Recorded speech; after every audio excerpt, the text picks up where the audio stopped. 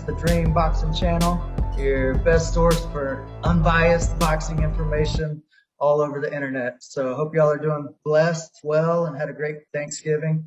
I hope everybody's having a good Christmas upcoming. So it's been a couple weeks since we talked to you guys. We got several fights to talk about. How you been, Alan? Been good, bro. Honestly, like I couldn't ask anything better from boxing. There's been so many good matches. Those who follow boxing, those who follow us, there were so many fights that we were excited about. There's so many fights that are coming up, and we want to jump into it first. I know people are going to start saying that we're going to hate on Canelo and Plant, but what are your thoughts on this fight?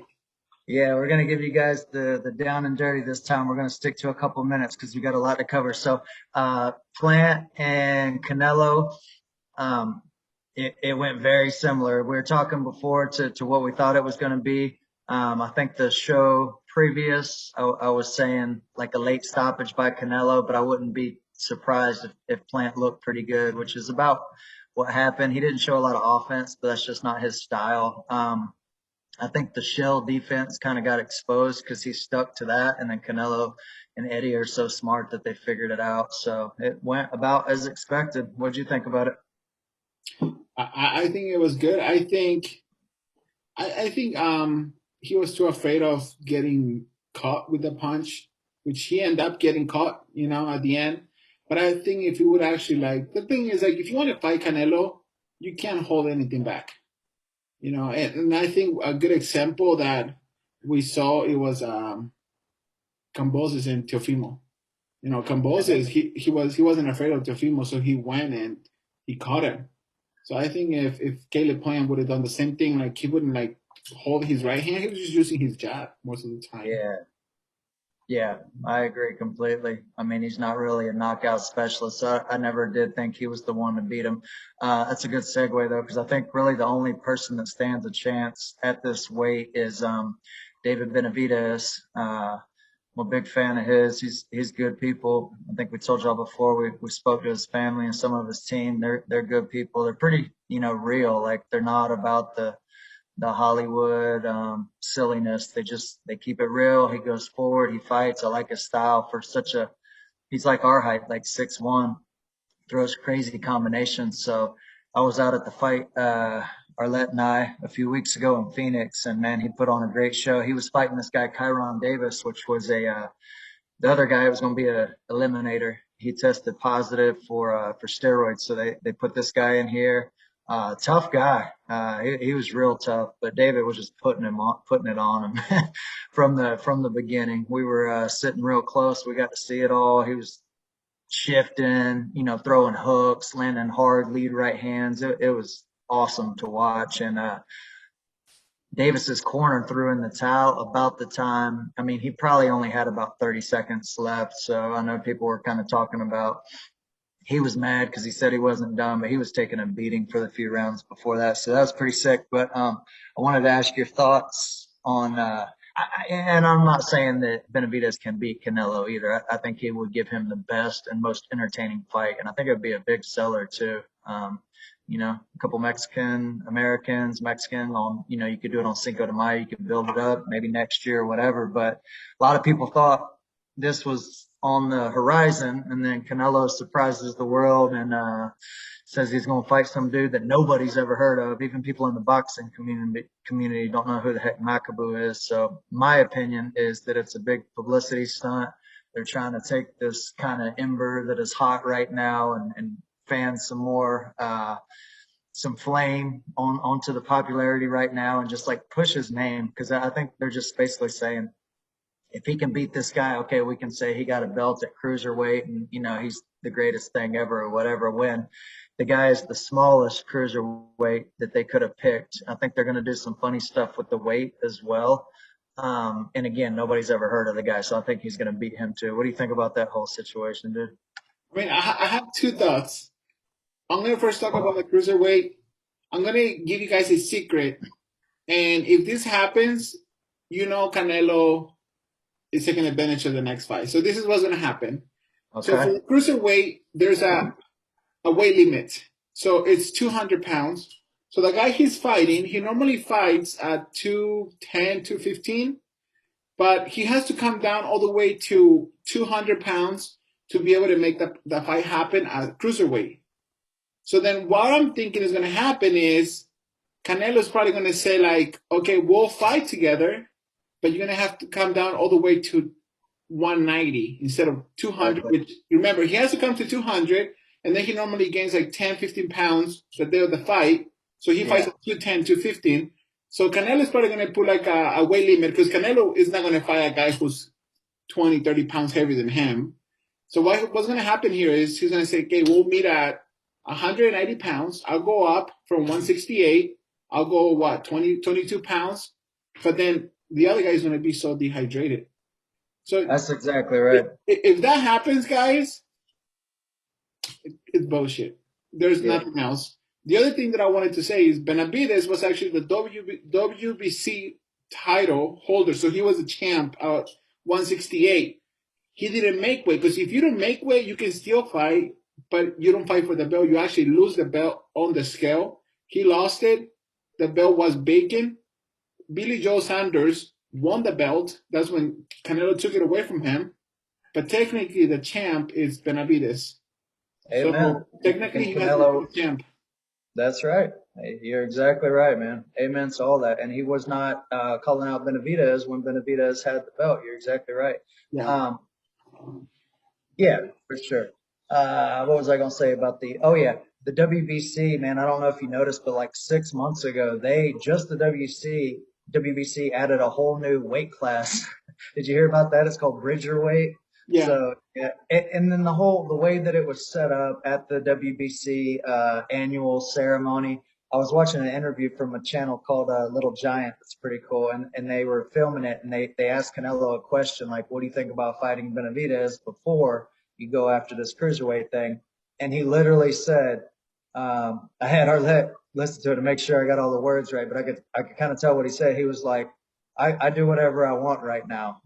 That's literally what he said to the question. He's like, "Well, I do whatever I want right now." So I mean, the whole thing was just like kind of planned stage. It's a publicity thing, man. And I want to add to what you said about the weight too. That's exactly what's going to happen. Watch, they'll do a catch weight. Canelo will say, "Well, he'll put it in the clause. They'll spin it however they want to and said, oh, we're just doing this, but it's going to be his thing. They're going to meet at 190. Well, so what? Like Canelo, he can be 180. You know what I'm saying? Anything under 190 is good. So he'll come in at 180, which is normal for him, or just a little bit bulked up, not cutting down so much. The other dude will be at 190 and he'll beat the heck out of him. You know what I mean? Same size. When they went to they did like a little face off or whatever, they were already the same size. I mean, Canelo's a little bit shorter, but yeah, I think he's going to beat him, and then we'll be hearing about him for too much again. Let's talk about something else, man. And honestly, like for all the haters, the thing that we hate on Canelo, go run. I'll give it to you. Go run 5 miles.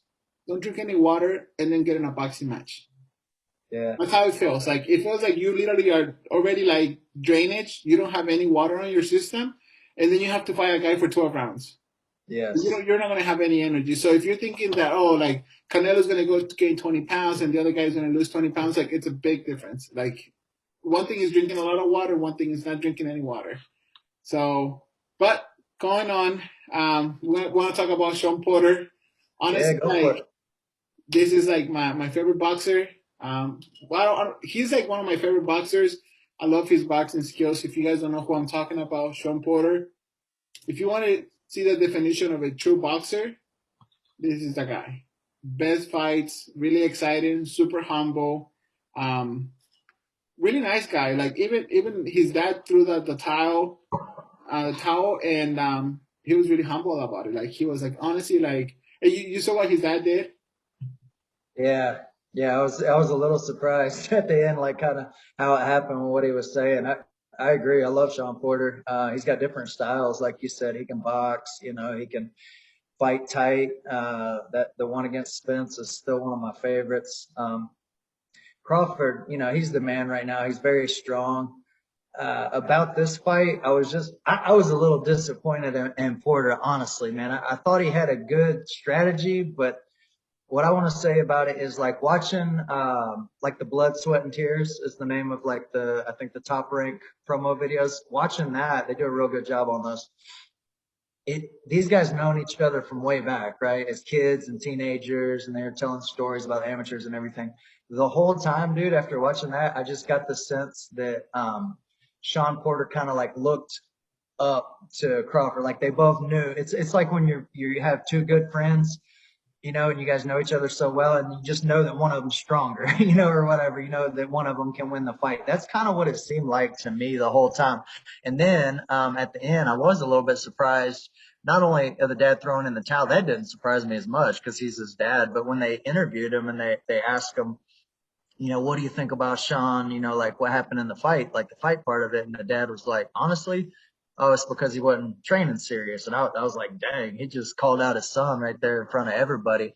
But then I got to thinking about it a little bit. I'm like, he might be right. If anyone knows, it's him. And then Porter kind of announced his retirement or whatever. So I think his dad had a point. I don't think that he should have said that. I think that was a bad look. He kind of embarrassed his son right there in front of him.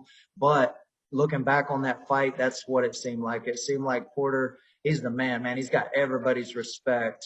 But he kind of maybe had a foot out of the door during training camp, thinking about retirement a little bit.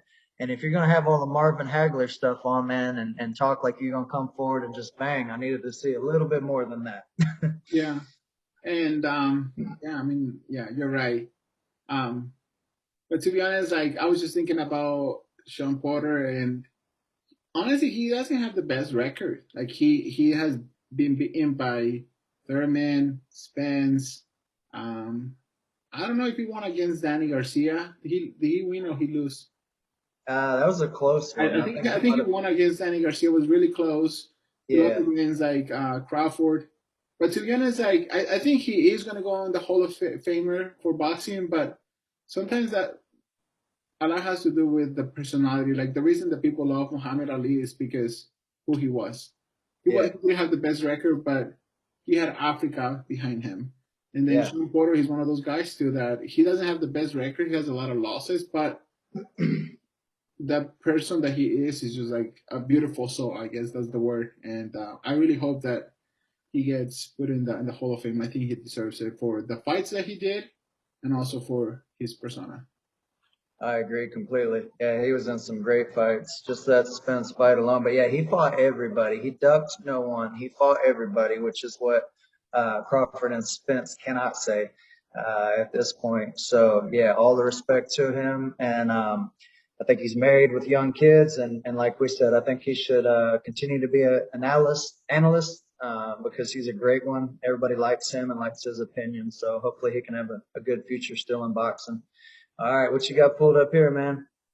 I got Teofimo Lopez, Oh, there you go. the big trash talker, bro. Like, Oh, oh that's my sick. goodness. I mean, Teofimo Lopez. I don't know. I really don't have any words. Um, I really love Kambosos. I never seen Kambosos fight. I love like we were talking the whole time when the fight was happening. I was like, if Kambosos can hold it, like he's gonna get him the 11, the Yeah, 4th round. I actually thought like Teofimo was gonna go even after, even harder out on the 11th and 10th round, in which he knocked him yep, down on 10th. I was worried a little bit, but then once the round finished, I was like, okay, like I think Kambosos just have to come out, like give it his 100%, which he did. He just still threw punches. I saw a little bit of the style from Manny Pacquiao. He would just like jump and throw like a right. couple of punches. So I saw Manny a lot in Cambosos, and really humble guy, to be honest. Like I That's think like he like took Teofimo to school. They sure did, man. Yeah, you nailed it. You even said it during the fight, like during the eighth, ninth, tenth, when kind of Teofimo was coming back a little bit. You were saying, I think Cambosos is going to get it because I think Teofimo's gassed out, and it didn't look like that on TV. So I'll give you credit, man. You nailed it. But I think he surprised everybody with the 11th and 12th. He needed those just to seal it, and man, those were some of his best rounds. Yeah, what a stand-up guy, man. Polar opposites for attitude. Just yeah, like humble guy, good, family man, well-spoken, polite to the reporters, everything like that. And Man, he fought his ass off, dude. He deserves this for sure. He took it serious. Think about how many times this fight's been drugged down the road and kicked around, changed promotion companies. He's coming from Australia with it's crazy in that country right now multiple times. So yeah, props to him, man. Good guy. I knew about him from before he got popular and stuff, just from sparring with Manny. I knew he had speed, but I just didn't think he had like the size and the power.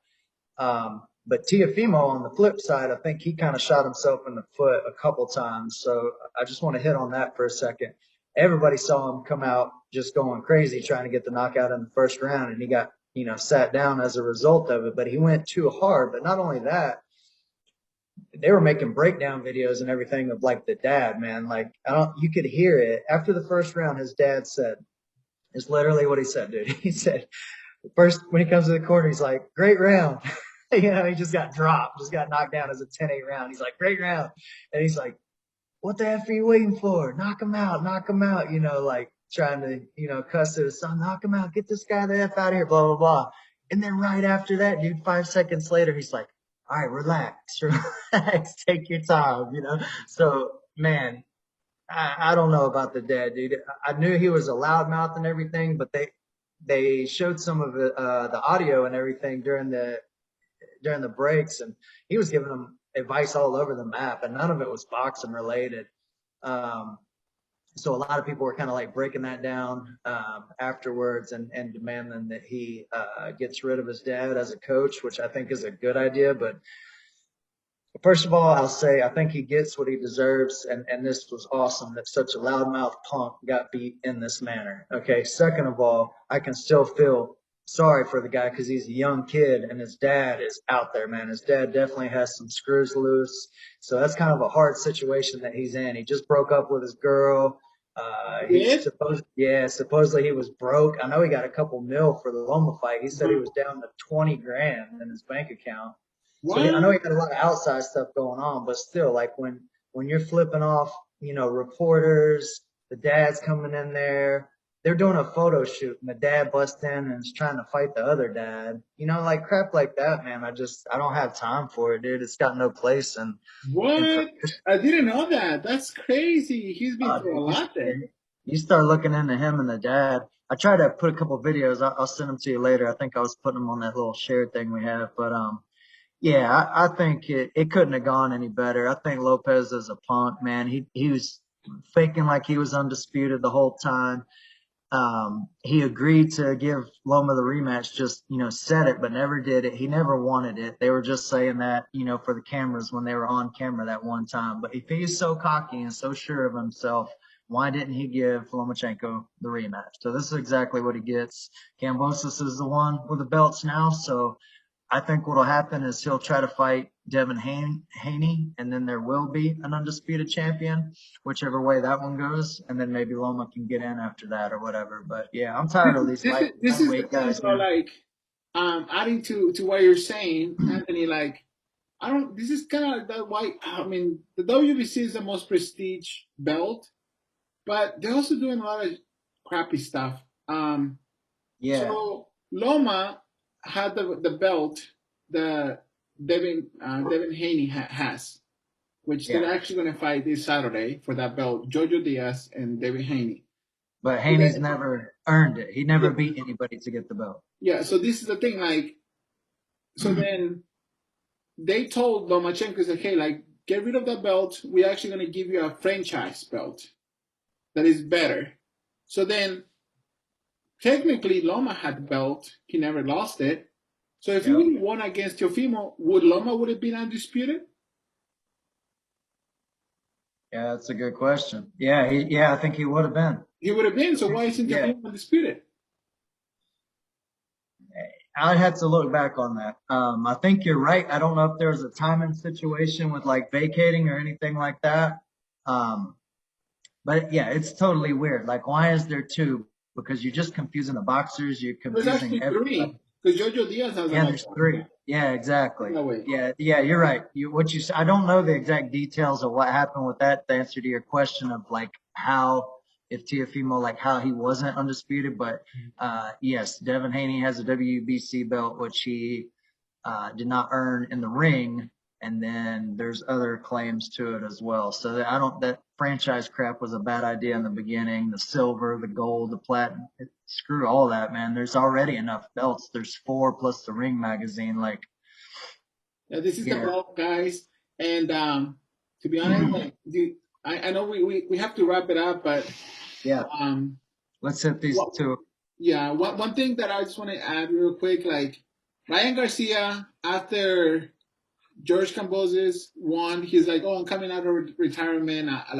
But I was like, "Shut up, Ryan Garcia," because Ryan Garcia should be fighting this guy, but this guy Yep. is a tough cookie. Like this guy knows how to fight. Like this guy would take you to hell and back. And Brian Garcia had a surgery, blah blah blah. Like that guy, I don't know. He's chicken out. So then Devin Haney like jumped in to fight this guy, right, for the WBC. So this is a belt with Kambosos, right? So if Kambosos is missing that belt because he already has the 4 of them, but I personally think that Haney he's gonna get. It's the same thing that happened with Teofimo Lopez. I think this kid's gonna get taken. You think so? I think he's gonna be taken to school. Like, have you Interesting. seen Jojo Diaz fight? I have not, man. I can't say that I have. I didn't really know too much about him until they were starting to talk with him with Ryan. I've seen his highlights. I like the way that he fights. I like the way that he's tough. I just haven't seen a lot of power. So yeah, maybe he can like outbox him or outpoint him. I'm not sure if he's gonna knock out Haney though, but it'd be interesting, dude. Yeah, I'll be pulling for him. Yeah, like I think Devin Haney is another like he thinks he's a Mayweather. Like everything that he does, he compares himself. He's always like Yeah, flashing his teeth with that belt. Like, bro, I yeah. think this kid is Close gonna your be mouth, in the man. mouth. Until you do something. Yeah. But anything else you want to add, Anthony, about? Yeah, yeah. Let's touch on real quick. Gervonta and Isaac Cruz. Isaac Cruz is another guy that I've heard of Jojo Diaz more than I heard of Isaac Cruz. I have no idea who Isaac Cruz is. But that's just Tank Davis's repertoire at this point. So I'm guessing it'll be another highlight reel knockout. Maybe this dude will give him a little bit of a scrappy fight before, but he seems I think even smaller than Tank. So yeah, Tank can just stay out of the lightweight conversation altogether. He's probably more skilled and more powerful than all of them. But if he has no intentions on fighting any of the rest of these guys, then we're just mentioning it because he's fighting. I think he's awesome. He's very skilled, but yeah, you guys got to like fight the competition for the champion to see who's best and he's not doing that. They've made it clear that they don't even want to fight anybody outside of Showtime PBC. So this is a good fight. Not going to like pay for it or anything if it's pay-per-view, but we wanted to mention that because he's definitely in the mix for one of the top boxers. Yeah, I think a good fight between him. I don't think he's in that level yet. I think Crawford would beat him, but he's kind of like on that level almost with Crawford if he was bigger, you know. But yeah, we'll see. Like it would have been a good fight between him and Josh Taylor. But anything else you want to add, Anthony? If not, we can wrap it up. Yeah, let's wrap it up. You said Josh Taylor, so I'll just mention the people that are following Teofimo Lopez. He might go up at this point. That's probably what he'll do because he's huge for the weight. So if he goes up to 140, he's been calling Josh Taylor's name. Let's see if he actually fights him because I think Josh Taylor will hurt him seriously. But having said that, Josh Taylor, I believe, has his eyes on going up as well. Yeah, have you seen that he's trying to fight Crawford? Josh Taylor versus Terrence Crawford I know he at wants to go up. 147. I don't know he wants to go for the best, right? I know, I But know. That would be sick, man. That would be cool. So I think Crawford and Spence need to fight first, but maybe Taylor could fight one more good one there and defend and then go up. But I think he'll be in the mix shortly. So that's all I wanted to say. I like that Josh Taylor and he'll put it on Teofimo too. yeah, poor guy. After what you told me, I feel bad what I said. But it is what it is. Oh Like you man, need to be humble. You need to be humble, and that's I fair. congrats to Cambosis. Like I hope he. I mean, I think he's gonna take to school everyone in that division. You know, like if he fights like that with the heart that he has and like the skills that he has, I think he's gonna do great things. I don't think we've seen the last of him at all. Yeah, and imagine if they put together the fight against Haney. Imagine if they do that in Australia. Dude, that'd be sick, man. They'd have a ton of people there. That'd be a huge fight. I think he'd be shining. Yeah, I think Austria deserves that. Yeah, for sure. It was good talking to you guys. We'll be back sooner next time. So enjoy the fights this weekend, and God bless y'all. All right, see you guys. My troubles bite so long, sayonara, boy, I love this life. If my life ain't mine, then my troubles ain't either. Flying high through the storm, you could call me either. Baby boy, I can't beat you with your stressing and your worries. Especially when the Lord say your burdens, he carry you. Take a load off, unpack, unwind, don't fret, no stress. Relax, recline, this a Holy Spirit thing. Let the Spirit walk you through it. He'll never bring you to it if you won't lead you through it. Can't stand the rain, is the question God asking. No new addition, this is Christ and his passion. Picture this trial like walking through a doorway. Brand new beginning, leave your troubles in the hallway. It's called a breakthrough, and it easy to obtain. When you're trying to press through, it's gonna cost a little pain. Keep your eyes on Christ, baby, that's the main thing. When you truly trust him, he gon' always make a way. Troubles come and go, but the Lord will never leave you. Have faith in him, that's the promise that he made. So trust me when I tell you, he'll never waste a hurt. Romans 8:28 tell you all things work. Best believe they do when you seek him first. I'm just speaking from experience, he became my thirst. I still have troubles, still have pains. Even right now, still dealing with some things. But there's one hope I place my all. My Lord, my Christ got a plan for it all.